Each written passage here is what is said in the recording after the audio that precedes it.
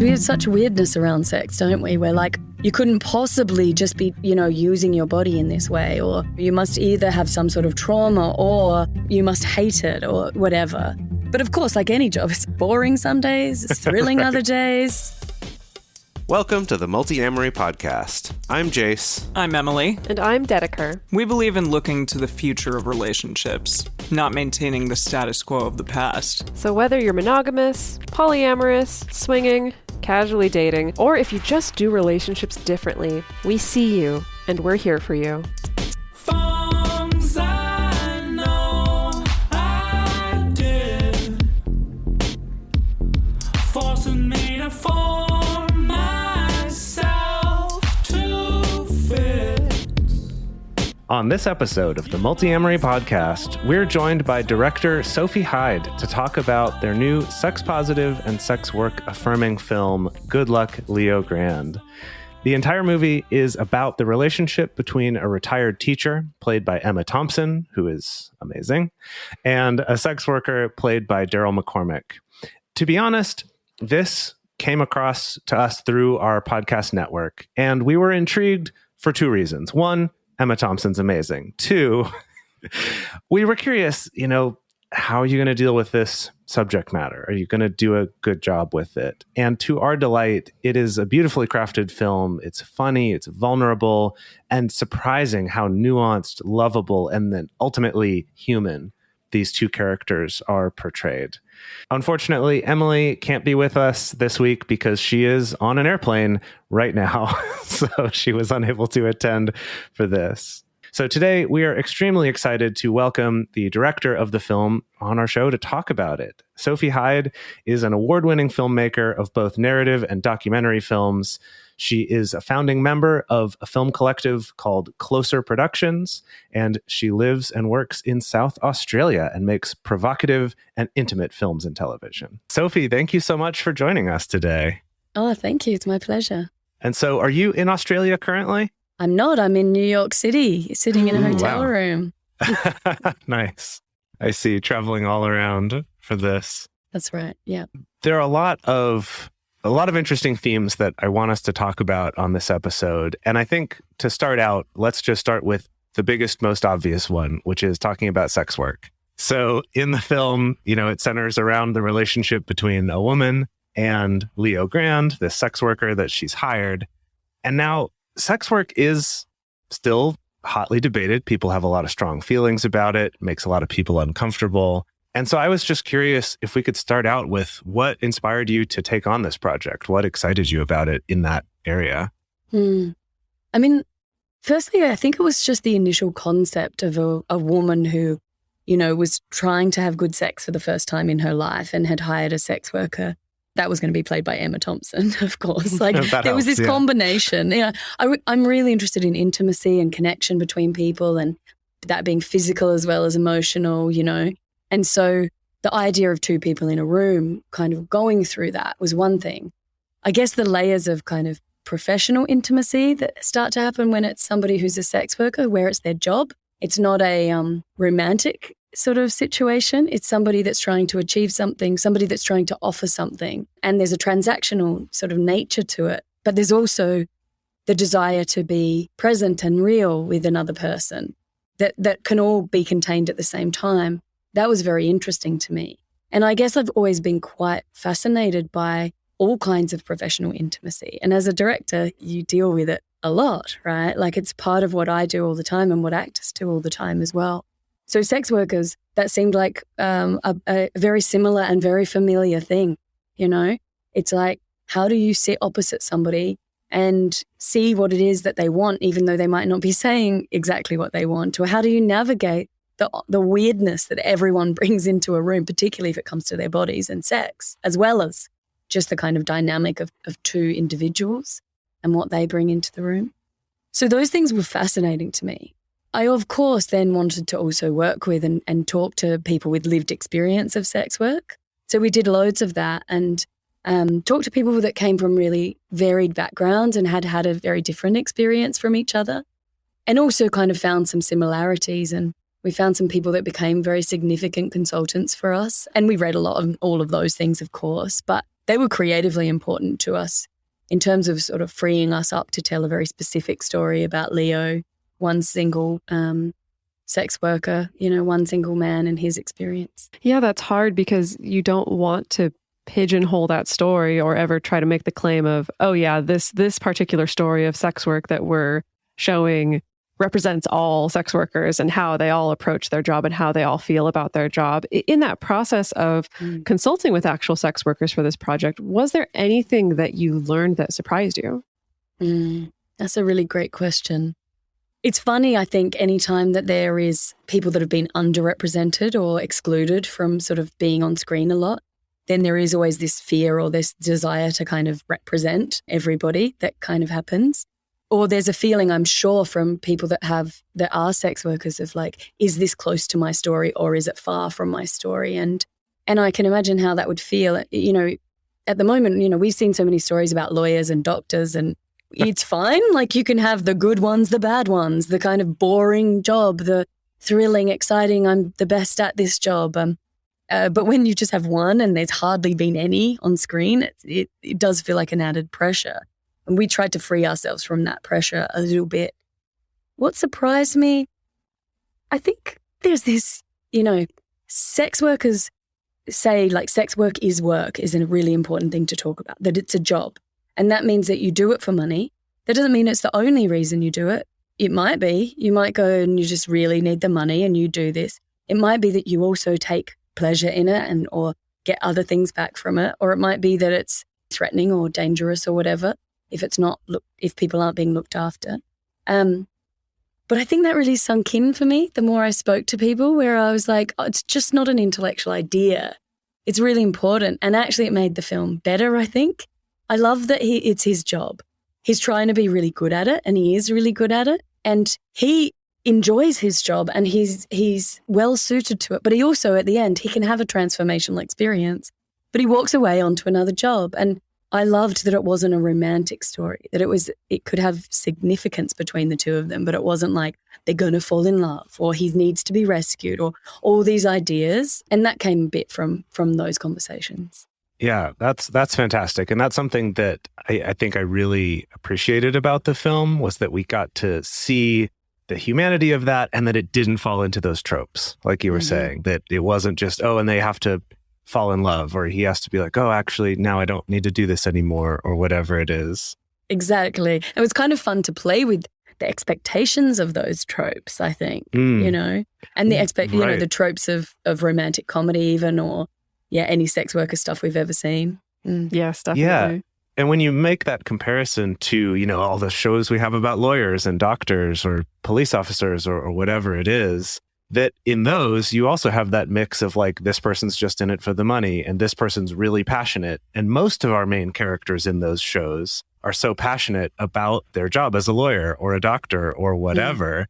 And so that mixing of passion with, but also I get paid a lot of money for this, is just normal to us. Yeah. But when it comes to sex work, I think it's like hard for people to accept that. It's like, no, they must only be doing it for the money, or they're only doing it because they're a sex addict or something like that. And so, because we have such weirdness around sex, don't we? We're like, you couldn't possibly just be, using your body in this way, or, you must either have some sort of trauma or you must hate it or whatever.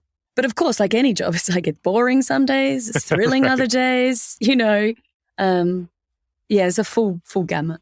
Yeah. So, and we see that reflected in the film, that right from the beginning, we start to see that even though Emma Thompson's character, she proactively went out to hire a sex worker, but she comes in with a lot of these negative preconceived ideas about what it means to do sex work, why someone would do it. Like, what do you feel like your perception of sex work was going into this before diving into this research process? I think I've always been aware that there must be different layers and parts of sex work. Some where people feel like, a lot where people have, great autonomy over what they do and decision making, just like that's what it is to have a job. You need it. You also choose it, There are, of course, people that feel like they are really badly treated in sex work, and that exists for a reason. It's like, okay, you have a building site, right? It's a dangerous place to be, but that's why we have regulations. So when you make something illegal or a criminal, it's very hard to look after the people who are in it. And so therefore there becomes this other world, which is where people are really mistreated. And so I think it's important to sort of recognize that, that we put regulations in place for other things and anything where you interact with the public. As a barista, you can have a really terrible experience with somebody, or you can have a pretty boring experience, or you can have a really good one. I feel I repeat myself, but it is true. And so, yeah, I don't know what my impression was before, except to say that I find it really interesting thinking about someone creating a character, trying to be good at their job at the same time, trying to find real intimacy and where their kind of own sexual interests cross into that as well. Like these things are all fascinating to me, more per se than the industry as such. Right. Yeah. And so to speak about the legality of it a little bit, I mean, this is absolutely something that we talked about a couple of years ago. We had Alice Little on the show and talked about how, protections and legalization is what matters, not, we need programs to help get people out of this, that's not actually as helpful as the people doing it think it is. Mm-hmm. But on that subject of legality, though, that does, I think, influence how we see these activities and these characters. And so, for example, if you think about smoking weed, marijuana in movies, I feel like when I view a movie, when I viewed movies in the early 2000s or late 90s where people are smoking pot, there's this like, oh, they're doing something illegal. And so there's this little bit of they've also got to watch their back. They've got to be a little careful, whatever. And now, at least in a lot of states in the US, it's just this, whatever, everyone does that and it's no big thing. But that's really changed the relationship that viewers have to watching that. And so I guess I was curious about, one, what, in the context of the film, it never gets addressed, but what is the legality of Leo Grande's position? And is that, was that a concern? Was that something that you had to navigate in doing this? And then also just kind of how you think that changes based on where your viewers are watching from, if it's legal or not legal in their country. Mm-hmm. And I'm no expert on this. And what I would say about that is like, there are great sex workers who speak about this stuff. And like, I would just be listening to them about this because truly there are some excellent advocates and they're the ones that really kind of follow this. And there are excellent sex worker-led organizations in every country because it is actually quite complex, like what's needed and what's helpful in terms of legalization or decriminalization. It's not as straightforward as all of that. And yet you can find that. You can find those people in every place and they speak better than I ever will, except to say that sex workers have always existed and they've always existed, in the shadows, of course, but also out loud. And there's always ways that you can get by with making something okay. Like Leo in our film, he's like, I sell my time with you, right? I sell my time and we can choose what to do. So it's not actually, there's no legal issues with it. Anyone can choose to do that as long as they're not soliciting in the UK. It's funny because it leads to all sorts of things, like all this terminology like high-class escort. Right. And I'm like, what a weird term. Like, that's one thing that you start to notice when you do a movie like this. Like, why is it called a high-class escort? Like, trying so hard to separate it from some other thing that's debased. Do you know? When actually, why do we think that our bodies and sex is so shameful and something that we should hide? I find that very interesting, and that kind of terminology around it, which language is always changing, right? And anyone can use any word they want for themselves. I'm like all up for it. But I do like the use of the word sex worker because it is the words sex worker because it is, it's like it's an industry of people that are doing all kinds of things that interact with sex and oftentimes don't as well. So that actually is a perfect segue into talking about another huge theme in the film, which to me came across as sort of the, we have the one coin and on opposite sides of the coin is pleasure and shame, really, around sex. Like they're so intrinsically linked. And so, Emma Thompson's character has a hard time even accepting that she might feel pleasure. And it's wrapped up in, it could be because possibly she doesn't feel like she deserves to feel pleasure. Some of it is wrapped up in she thinks that she's incapable of feeling pleasure in certain regards. And so, even for people who don't feel that as extremely as she does in the film, this is something a lot of people wrestle with and a lot of people struggle with.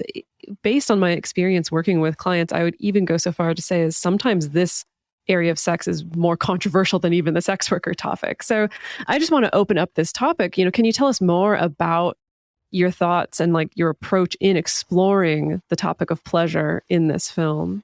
Yeah, like I really believe in pleasure, and alongside the sex worker research, I looked at pleasure and pleasure activism as well. And I think it's really fascinating that there's so many people who've been denied the idea that they can have pleasure for so many different reasons.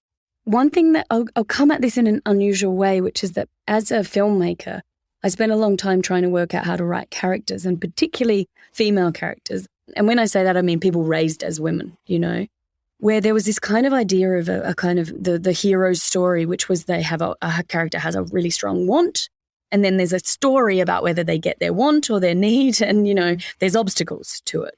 And I would always be like, oh, this feels really difficult because this character, I feel like they're not exactly sure what they want, or they really have competing wants that conflict with each other. And I felt, as somebody that was raised as a woman, I found it very hard to work out whether my wants were true or they were what someone else wanted, or whether they were what I was supposed to want. All these, layers of bullshit. Yes. You know what I'm saying? Yeah. and so for Nancy, like the idea that she, A, goes after something like this is really amazing. But B, she goes in with this list, these are the things I want to try. Right. And one thing that she gets to do is uncover, like, you can just take time trying things and even seeing what you want. And that even the discovery of what you want is a big, is not a given. It's not just like, what I've always wanted? A blowjob. And let's go get it. No, actually, wants are like, we have to work them out. We have to get there. And so for me, she's kind of amazing because she's abrasive, she's unsatisfied, but she goes after something. But one thing that happens to her is like, there's a goal of the orgasm, that she doesn't even know that she can get. And when she finally gets it, spoilers, when she finally gets it, it's not a goal that she's like had to achieve. It's not like the pinnacle, the top of the mountain. It's something that she can access, that she knows she can access again. And that's interesting to me, the idea that our bodies can do all sorts of things. It's not like we kicked the goal, we won, Mm-hmm. Yeah. Mm-hmm. Yes, that was something that I really appreciated in the film, was kind of her journey. Just like you said, learning that pleasure isn't just, oh, check that box now, I've done it, never going to do it again, versus finding out what are the things I like to do and that I want to keep doing and that I now have access to, or I've given myself permission to have access to these things in a way that I didn't before. And that was something I really appreciated in watching this film.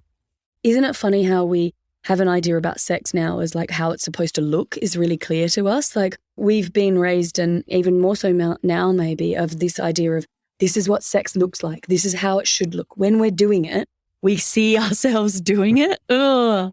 And that's fine. Like you can get off on that, no shame, but guys, but also like, what about the thing where you just work out what feels good? Like I wish any gift you would want to give to a young person would be like, I wish that you could just experience what this all feels like before you knew what it looked like.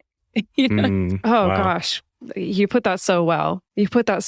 Because my personal opinion is that there's always an aspect of performance to sex, but it's sort of like what the percentage balance is, I suppose. And I do think we do end up with a weirdly skewed sexual education that puts so much of the emphasis on our performance of it as opposed to maybe our experience of it. Yeah. Speaking of that, again, to dive into this nuance, there is in the film this struggle with even giving pleasure, really, especially for Emma Thompson's character. She struggles with her feeling that, but I should be focusing on giving pleasure, even though I'm afraid that maybe I won't be able to give that to someone who's like so much younger and so much more attractive than me. And I think even without this layer of the transactional relationship there, this is still a challenge for a lot of us. I hear so many people who, again, I think in the absence of even knowing what it is that they want or what it is that they enjoy, often default to this sense of, well, what turns me on is what turns you on. What turns me on is turning you on or pleasing you. And while that's not necessarily a lie for a lot of people, I do think that we're sometimes socialized to think that it's really, really selfish to have pleasure that's separate from giving our partner pleasure. And so I guess in touching in on that, is there anything that you're hoping that people would take away from looking at that particular relationship in this film, where sort of the directions of who's actually giving pleasure are maybe a little bit, shall we say, sometimes not always clear? There's so many layers in that. What you just asked me is so good. I'm like, isn't it interesting that Nancy is paying for this experience and yet she still has the moment where she said, she's like, am I okay? You know, I'm not a disappointment, basically. And she can't believe it, even though it's transactional. We're so indoctrinated with some ideas there. And of course, like, giving pleasure can be a preference, a sexual preference. And some people really love it. And in fact, in our film, I think Leo genuinely has a sexual preference towards giving of pleasure, the watching of somebody have pleasure. And one thing I love about queer community as opposed to heterosexual community is that there's sometimes an embracing and an enjoyment of those different positions, you know, those different preferences, and like really going and leaning into them a little bit rather than an expectation that it should always work the same way for everybody. And now I've forgotten what your question actually was. Can you ask me again? I got so taken up in some of your ideas. Yeah, it's actually a little bit more of a general question that sort of speaks to this pleasure topic in general. But we were just curious about, is there any particular message about pleasure that you're hoping that people take away from watching this relationship in the film? Yeah, pleasure is an interesting thing. I mean, I think it's okay for us to go after pleasure, to find it, to seek it in the everyday, right? I think there's no reason that we shouldn't have it. There's nothing wrong with pleasure. It's a great thing. I also think it shifts and changes like any dynamic between two people in terms of giving or receiving or accepting something yourself. It doesn't have to be one way forever. That's the beauty of relationships. They should change and shift and move inside a conversation or whatever. You know, this woman who's a sort of sex and well-being educator said to me once, and I think it's probably quite a famous idea, she was like, after you have a sexual encounter or any encounter between two people or more, if you thought of it as the campsite rule, we'd all be much better off, which is like, let's leave it better than we found it. And I'm like, man, I wish that I was told that as a young person. I'm like, wouldn't that be a great goal? It can be anything as long as we leave it better. Like, so nice. Yeah. So we've got this clear theme of Nancy, of Emma Thompson's character, struggling with her own feelings of shame and resistance to experiencing pleasure, things like that. But we also, and I'm going to try not to spoil too much, but we also learn little bits about Leo's past and some struggles that he's maybe mostly recovered from or has more proactively worked through, but also getting taught to have a lot of shame around his own sexuality and things like that. And I guess appreciated that we got that too, that we were able to walk that line between our sex worker character seems very emotionally mature and very put together, but we also see that he's had pain too. It's not like, oh, it's just always been easy for him. And I was just curious if you could speak a little bit to the process of kind of developing that character and trying to walk that line. Yeah, it was really important to me that we presented Leo as the lead, you know, as one of the leads, as the leading man, let's call him. And also really important that he was, well, this is funny. He's not just there to service Nancy's story, although he's there to service Nancy. But, you know, in terms of narratively, he's more than that. So, you know, the opening where we meet Leo first and we're with him, and it's really an attempt to kind of point outside the frame. It's about that there is more going on for a character like this than what we're going to do in this very formally restrained movie. It was also really important to me, like you said, that even though he's become very good at what he does, he's really embraced something about what his talents are and he's worked hard at it. That doesn't mean that it's all been gorgeous and smooth sailing and everything's been great for him. It also doesn't mean that he's just had some big, huge, like terrible life to be there as a sex worker. So the line of finding kind of a past where shame had been put on him, where his desire for pleasure was kind of squashed in some way, and yet where he kind of rose out of that and still continued to find something that he was very good at, was important. And it was one of the things that kept shifting and changing until it landed. And I think it only really landed once Daryl was cast and we had been talking to sex workers for a while. And suddenly it was like, okay, here's where we think the story is now that we know who Leo is, because an actor like Daryl will just bring kind of a certain quality to something and he needs to be able to access that story too. And so, yeah, it was right until then. And I didn't want it to be like a big reveal, like boom, boom, you know? Right.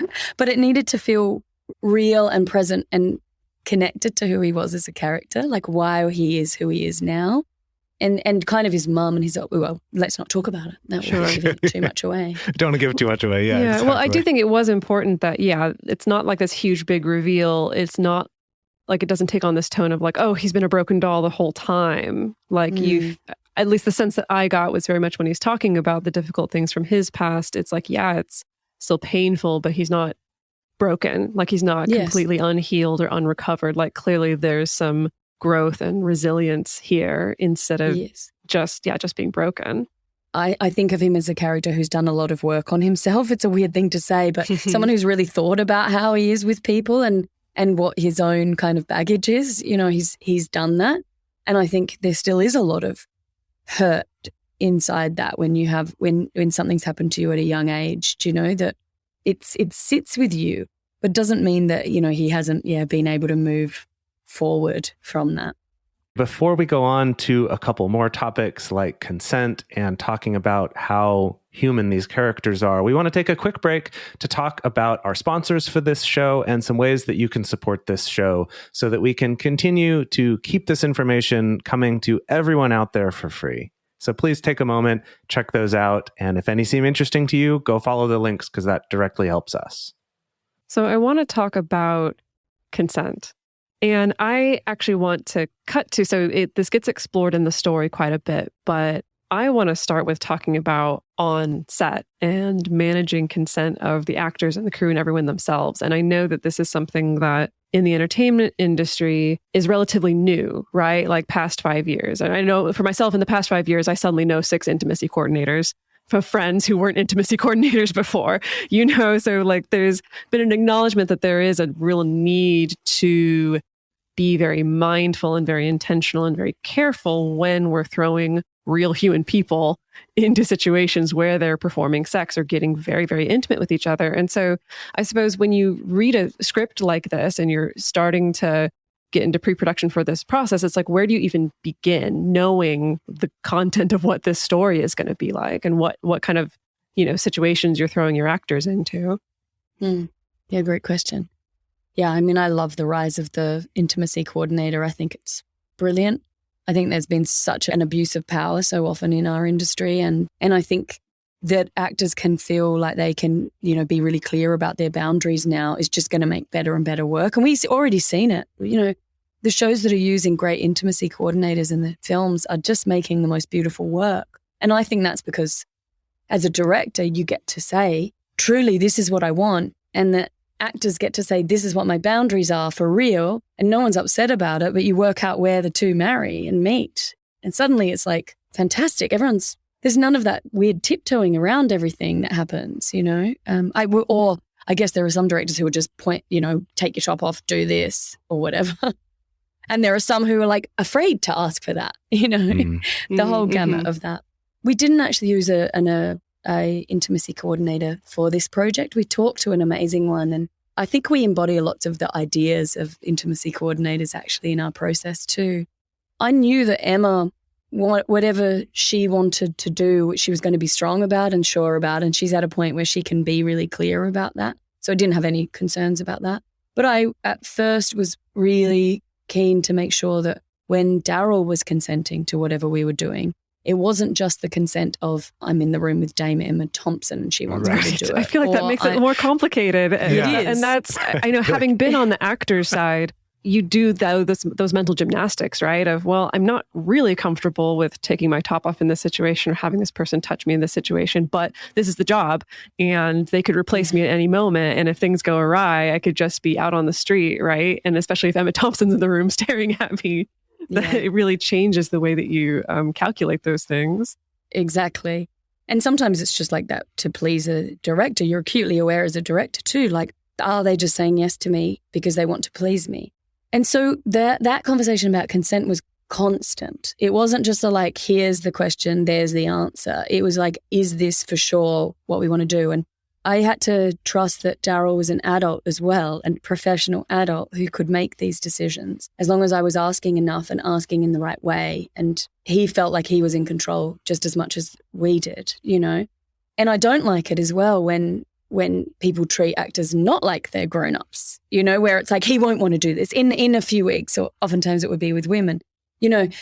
actually sometimes actors do want to do these things, like show a story the way it should be shown, and are willing to use their bodies in this way, and making the choice for them is not right either. So we were just very frank with each other, and we had a deal. We were very frank with what we felt, and I was very clear with them, like, you never have to do anything. Like, A, do you want to do nudity? Yes. B, today, do you want to do nudity? Yes. Is there anything that you're not feeling good about today or you don't want to do? You know, that was always on the table. And the final bit of the pact was like, once we're in the edit suite, we've got other material. If you don't want it in, we will take it out. And that was always there because to me, that just ensures that they're doing it in a way that they are the most free and comfortable because they know they've got the power to take it out at the end. I love the film with the nudity. I really love the way that it feels ordinary in the film at times. But I could have told it without that too. Like, if that was what it took. Yeah. Right. Yeah, definitely.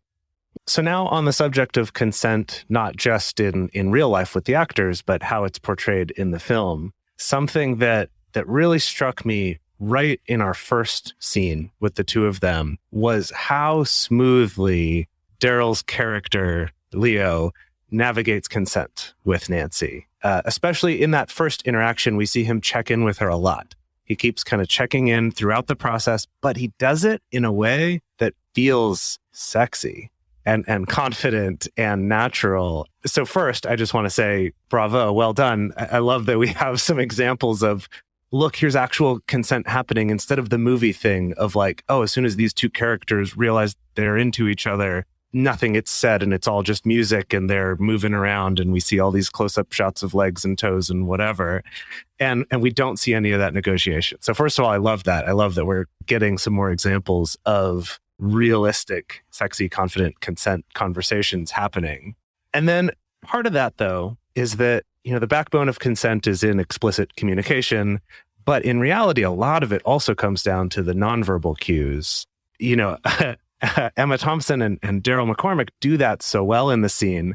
But I was curious for you, how did that process go? Like, because I imagine seeing the actors do it is going to change some of, oh, you know what, this one doesn't need to be a line, or, hey, let's add in a line here, or kind of how did you approach that to try to craft a scene that's realistic, that doesn't feel like a, you know, an infomercial for consent or something like that? Totally. Yeah. Like, I know we have this really funny version of consent, don't we? Where it's like, we're going to sit down and have a very thorough conversation with our like, you know, notebooks and sort of like, what do you like? And well, actually, that could be kind of cool. I'm not averse to that either. But the truth is, you know, like, consent is all about finding and making sure that there's a continued enthusiastic sort of yes about things. And I think that enthusiastic yes can be nonverbal as well as verbal. You know, I think we do know, we mostly know if we're paying attention. You know, I think there's lots of instances where people don't care about that and have proven to not care, but we do know. I think there's something about showing consent on screen in action where it can be very charged, you know. There's an electricity in it when they start to speak about it.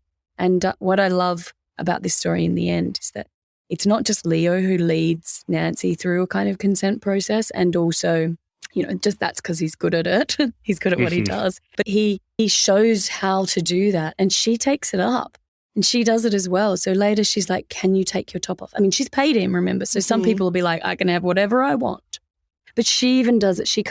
He's shown her in action something that she kind of responds to. And I guess it's just empathy as well. It's like just making sure that the other person is feeling good or wants what's on offer or is comfortable with what you want.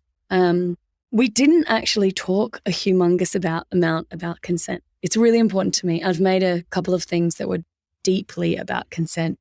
One in particular was a TV show in Australia called The Hunting, which was about teenagers who shared explicit images of their friends online. And that is about consent on a whole other level. And so the deep dive that I went into for that was still really, you know, on my mind. And one thing I love being around people that are younger than me is like consent is an idea for me that's always been there, but has always been tainted by a little bit of the way I grew up, which was like, that makes it a bit unsexy. Like, surely you just want to do it and you just want someone to know what you want without talking about it and all of that. And even the kind of like, it's good to sort of not always show how much you want something. All these weird things that we did. Mm-hmm. But being around younger people, I'm like, oh my God, I actually see you doing this and actively participating in it in a really cool, sexy way. Like you feel good in it. And like, I'm so thrilled. I'm like, yes, guys, go, do it. And I think it just, for some people, it's really natural. And if they're thinking about the person they're opposite, it's very natural, you know? But yeah, we didn't intellectualize it very much. It just was very comfortable. Mm-hmm. And also I think it's words and gesture, touch. They're not separate in the film and they're not separate for Leo. One of the great things about Leo is one of the expectations that he shatters for Nancy is the idea that conversation and sex are two separate things. For Leo, the continuum crosses over and that's blissful to watch. I love that you bring up the generational part of it, because that was something that also really struck me in the film is this isn't necessarily the main focus of the story, but that there is almost a little bit of the generational clash of values around sex, around pleasure, around consent. You know, like Emma Thompson has that great, that great line about now she knows people whose hobby is pole dancing. And like when she was growing up, it's like, who would do that? Right. And I thought it was really interesting that was in there of just almost just showing just how things have changed generationally. Yeah, it's a funny thing, isn't it? Because obviously there are people in every generation of all of these kinds. But I think for Nancy in particular, her feeling is that she is the way she is because of the age she grew up in. And in many ways, she's kind of accepted something, that was common in that age group, and she's never really questioned it. Some people, for whatever reason, like Leo, have to challenge. They have things happen to them that makes them challenge those things. And so I always feel it is a changing generational thing. And then I feel nervous about talking about it like that because I'm like, well, obviously there's all these incredible people across all ages and not everyone was a Nancy. I mean, Emma Thompson herself is nothing like Nancy. Right. Same age, same country, And I guess not everybody of Daryl's age is quite as good at all of this. Right. But I do think it's great to I think we forget that we have an idea that we don't cross over. We have an idea that two people that don't seem alike can't find something. And then when you sit opposite another human, right, there's all this stuff where you do connect and you are the same, even if your experiences are different. Yeah. So again, to focus back on Leo Grande, this character, he's just so confident and so cool, but in this, really gentle, not very threatening way. He's very charming, especially when we first meet him. And it is interesting. He could have stayed that way the whole time. It probably would have been easy to set up Nancy as our character on a journey. And Leo is just sort of the guardian angel, fairy godmother who shows up to teach her all these lessons about sex and pleasure and then just flit off into the night. And then now Nancy's fixed. But, we do get glimpses sometimes of his own self-consciousness or of his own nervousness. We have this interesting journey of slowly getting to learn more about his inner world, even though he's very actively trying to stay away from talking about his personal life. And so I suppose the question is, how did you work to strike the balance within this character of someone who can be there to address these issues we've been talking about, consent, pleasure, sex work, while also allowing them to be human and flawed? Because he's a sex worker, Leo comes into the room going, okay, what is it this person wants in front of me? And oftentimes he's probably come across an idea of a fantasy that somebody wants. Okay, they want me to be kind of hot, in control, a little bit romantic, He's looking at Nancy, he's going, this is probably what she is after, and he's trying to create that character. That was really exciting for Daryl and I to do that, to be he's put on a performance.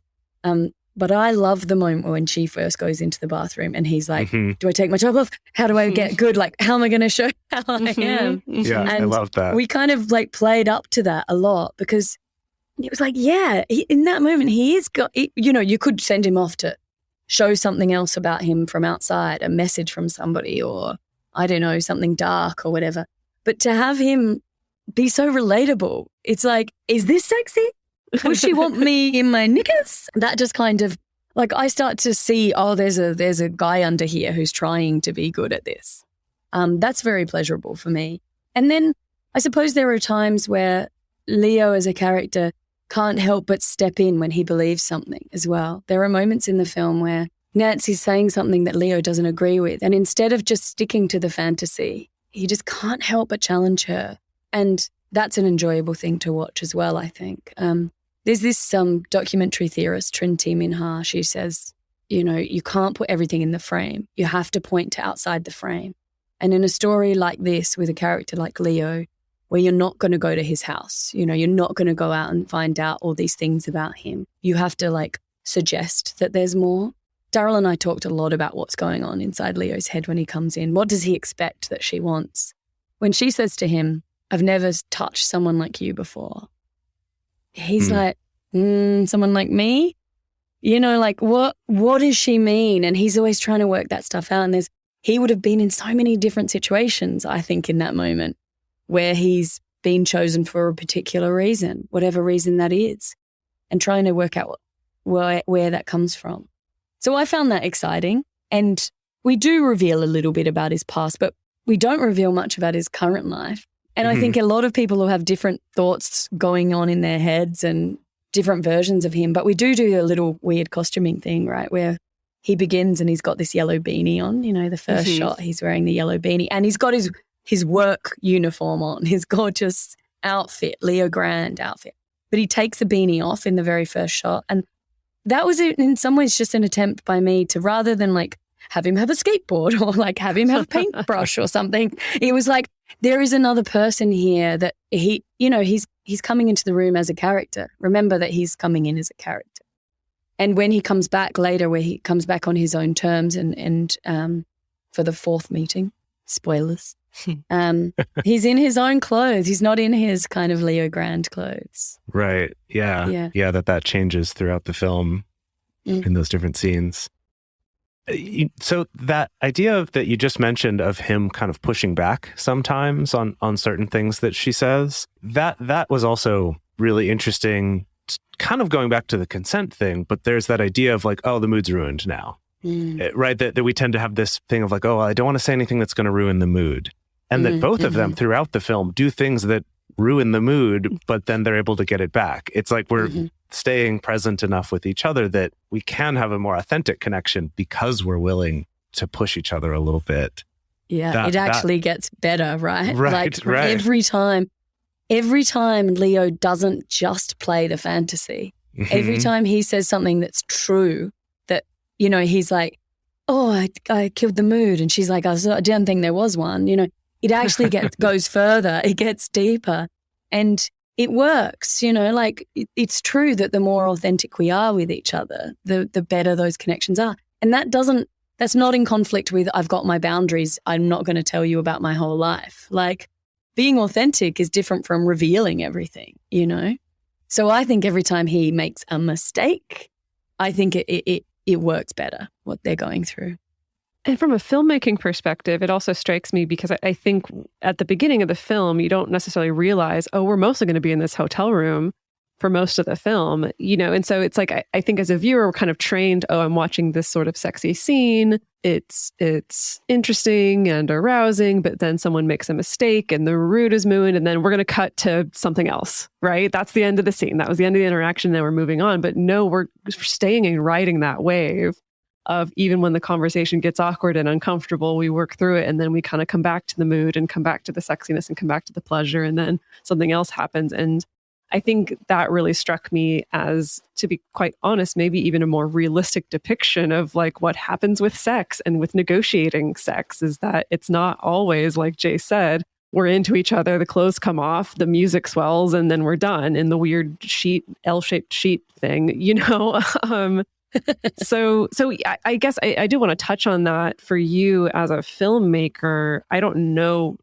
in your personal, history, if you have a lot of experience of being limited to we're only staying in this one space, we're not cutting to a bunch of different places. So we're really sticking with this one conversation and this one energy. Yeah. I like things to be a bit uncomfortable, I think. It's just naturally in me that discomfort is kind of interesting. I really enjoy restriction. So when I, that sounds really like sexual. That wasn't sexual at all. In filmmaking, I really enjoy restriction.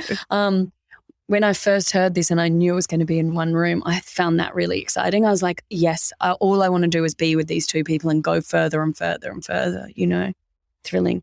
My first drama film is a film called 52 Tuesdays, and that was set every Tuesday for a year, and we shot it every Tuesday for a year within a set of rules. And it was like every Tuesday had to be in the movie. We could only film on that day. It had to be in consecutive order. We wrote it as we went. It was a real learning process. But I really enjoy something about kind of the limitations that we place on ourselves creatively. And so in some ways this had that too. It's like inside the formal constraint. Yes, we can't go out and see Leo. Like we can't see his life. We can't see her house and the find her character through that. So how do we do it? How do we understand who she is? How do we understand what's important between them? Like, to me, that's creative freedom. That's, where it gets really gritty and good. And where all of the creative team who are brilliant artists on this, like, who are doing very delicate work that is not very noticeable, I think, on a film like this, but where they're all working very hard and very precisely to sort of tell that kind of story. And so I would do this sort of thing all the time. I would be like, yeah, give me another set of rules. Let's try and make this one good. Yeah. That's working so interesting. around limitations. I was a music composition major in college, and so much of it's about you're just trying to construct limitations for yourself to then try to work around them, because that's where the creativity comes. That's where the interest and fun comes from. So that's totally, because if you're like, you can do anything at all, I'm like, it's like when you're shopping, right? You can have anything you want. Oh, it's just a lot of choice. I don't know. Exactly. So before we wrap up, I just wanted to give you the opportunity. Is there anything that you want to talk about that you don't normally get asked about in interviews, or that you would love people to ask you and they don't? And if there's nothing there, that's fine too, but just wanted to give the opportunity. Yeah, I mean, I would have talked about those people on the creative team, like Brian, who's the cinematographer and editor, Mirren, the production designer, and the composer and sound designer. They were all just so exceptional on this. But also Becky, the actress who plays Becky, who I really love, Izzy Norgland. And that's like a really hard, to come in at the end of like that big process with two actors who you've spent so much time with, on screen. And she's just so dry and excellent. And that would have been a real challenge, but I love her in that role. So yeah, always want to, no one ever asked me about her. I mean, at Q&As afterwards, like people do, because she's well loved. Yeah. Yeah. Oh, no, I was like giddy when she was, when we finally had that scene with her. I was like clapping my hands. I was like, oh my God, I love her so much. Because she just, it's also, we're in a pretty tense place in the movie, and she just kind of comes along and in a very deadpan way brings a ton of humor to the situation. And it's just, it really, oh man, I loved that. So, yeah. I know, and she's out of school, but you can just imagine her in a school uniform, just like being as dry as that, Yeah, it's so good. Also, again, a fantastic piece of Nancy's past as well, that we get little snippets of throughout Nancy telling her story, but to have her story told by somebody else is also really interesting right at the end there. Yeah. I mean, it was, one thing that was really important to me, as well as the film being about Nancy kind of discovering something about herself, not just about, Leo. But it was important that she didn't just change the way that she interacted with him. Like, oh, she's so nice to him now. It was important that we saw that maybe she wanted to think differently about some of the ways that she'd behaved in the world. And so Becky and her kind of past, as a student really kind of helped to do that, to see that maybe what she has gone through with Leo and understanding his past and that shame that was laid on him is something that can really shift her way of thinking about other people. Yeah, that's a great point. And I love that. And I guess I would hope that not only Nancy, but everyone who watches this movie also comes away thinking, hey, maybe I could do a little better too. We're always trying to improve ourselves. Yeah, and maybe a little better to myself. Like maybe a little nicer to me. Yeah. I love that. Yeah, that's a great note, I think, to wrap things up on. Thank you so much, Sophie, for joining us today. Can you tell our listeners where and when they can watch this fantastic film, and also where they can learn more about you and follow your work. Sure. Yeah, good luck to you. Leo Grande is out already on Hulu, so you can go and watch it at your own pleasure. And if you want to find out any more about me, I have a collective of filmmakers in Australia called Closer Productions, and we make lots of films, and you can find out more about me and to the other people in it by looking us up. Excellent. Awesome. Thank you, Sophie. Thanks, guys. That was really fun. Great. It was a good, deep conversation. Oh, good. I love I'm it. glad. Yeah. In our social media, the week that this episode will come out, we put up, posts with quotes or little things mentioning the show. Mhm. So 2 of those I pulled from the press document that your team sent over. A quote from you that says, "Do you allow yourself to experience pleasure? And if you don't, then why not?" I thought it was a sort of a cool, intriguing question to get people to come check out this conversation. And then another one is, "A truly impassioned and emotionally healthy sex worker is a character we don't see a lot of on screen." So that's another you quote. And then during this episode, you were talking about, to young people, teaching them first about what pleasure feels like before what it should look like. I modified that just slightly, and I wanted to run this by you and tell me if this is a good quote to attribute to you. And it just says, "I wish we could first learn what pleasure feels like before we're taught what it should look like." Yes, I think that's great. Is that cool? Yeah. Okay, great. Just want to make sure that's you're cool. That sounds so interesting and smart, guys. Thanks. Awesome. Okay, great. Thank you, folks, for tuning in for this fantastic conversation. If you haven't already, definitely go check out the film. We highly recommend it. Our question this week that's going to be on our Instagram stories, we want to hear from you. Is it easy for you, or is it difficult for you to accept receiving pleasure? Really interested to hear all of your answers. The best place to share your thoughts about this episode with other listeners is in the episode discussion channel in our Discord server, or you can post about it in our private Facebook group. You can get access to these groups and join our exclusive community by going to patreon.com/multiamory. In addition, you can share with us publicly on Twitter, Facebook, or Instagram. Multiamory is created and produced by Jase, Lindgren, Emily Matlack, and me, Dedeker Winston. Our episodes are edited by Mauricio Balvanera. Our production assistants are Rachel Shenowork and Carson Collins. Our theme song is Forms I Know I Did by Josh and Anand from the Fractal Cave EP. The full transcript is available on this episode's page on multiamory.com.